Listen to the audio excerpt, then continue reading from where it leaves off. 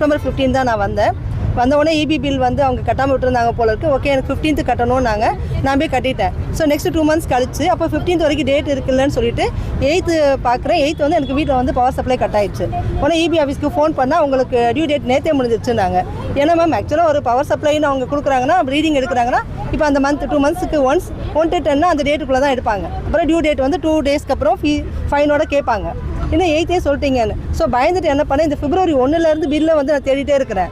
பில்லே வரல. அதுக்கப்புறம் பார்த்தா 4th ஆனால் டெய்லி என்ன வருதுன்னா உங்களுக்கு வந்து last transaction was not accessed அப்படின்னு தான் வந்துட்டே இருந்தது. சரி 4th தான் கரெக்டாக பில் வந்து கிளைம் ஆச்சு. என்னன்னு பார்த்தா பில்லை வந்து 7,000 போட்டிருக்காங்க. ஆக்சுவலாக நானும் பொண்ணு மட்டும் தான் இருக்கிறோம். அதில் பாதி நாள் நாங்கள் ஊரில் இல்லை. ஸோ அந்த மேம் சொல்ல மாதிரியே தான் கோல்டு கண்டிஷன். ஸோ இது ஏசியை நாங்கள் யூஸ் பண்ணுறதில்ல. Washing machine weekly once. So ரொம்ப ரேராக தான் வந்து வீட்லேயுமே இருந்தோம். ஸோ 1000 யூனிட்ஸ்க்கு பாசிபிளே இல்லை. ஓகே என்கொயரி பண்ணுவான்னு சொல்லி இபி ஆஃபீஸ்க்கு ஃபோன் அடித்தா அவங்க என்ன சொல்கிறாங்கன்னா, மேம் இந்த தடவை கட்டிடுங்க 7,000 கட்டிடுங்க, இல்லைனா உங்களுக்கு பவர் சப்ளை வந்து கட் பண்ணிடுவாங்க. நெக்ஸ்ட் டைம் வந்து 1ஆம் தேதியிலேருந்தே நீங்கள் வந்து உங்கள் மீட்டர் பக்கத்துலேயே போய் உட்காந்துக்கோங்க. அவங்க வந்து ரீடிங் எடுக்க வரப்போ லாஸ்ட் டைம் ரீடிங்கை நோட் பண்ணிக்கோங்க. அப்போ பார்த்துட்டு ஏன் இவ்வளோ ஆச்சுன்னு அப்போ நீங்கள் வந்து கம்ப்ளைண்ட் பண்ணிக்கலாம். இப்போ முதல்ல இந்த தடவை கட்டி முடிச்சுருங்க. ஸோ இது வந்து ஆன்சர் கிடையாது.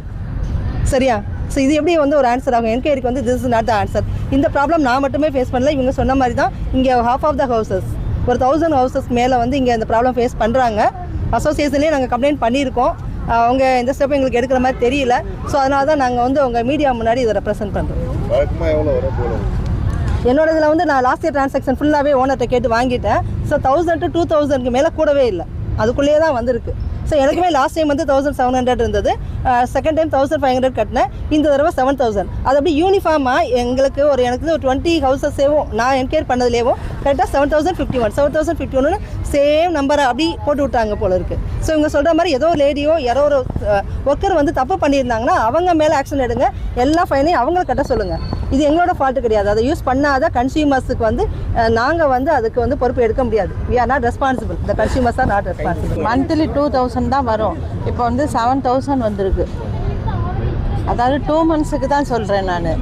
இப்போ வந்து 7000 மேலே வந்திருக்கு. இது வந்து என்ன ப்ராப்ளம்ங்கிறது நீங்கள் தான் கண்டுபிடிக்கணும். ஏன்னா எங்களுக்கு தெரியாது. வி ஆர் ஹவுஸ் ஒய்ஃப், அவ்வளோதான். என்ன நடக்குதுங்கிறது வந்து மீடியாவுக்கு உங்களுக்கு தான் தெரியும். பார்த்து செய்யுங்க, அவ்வளோதான்.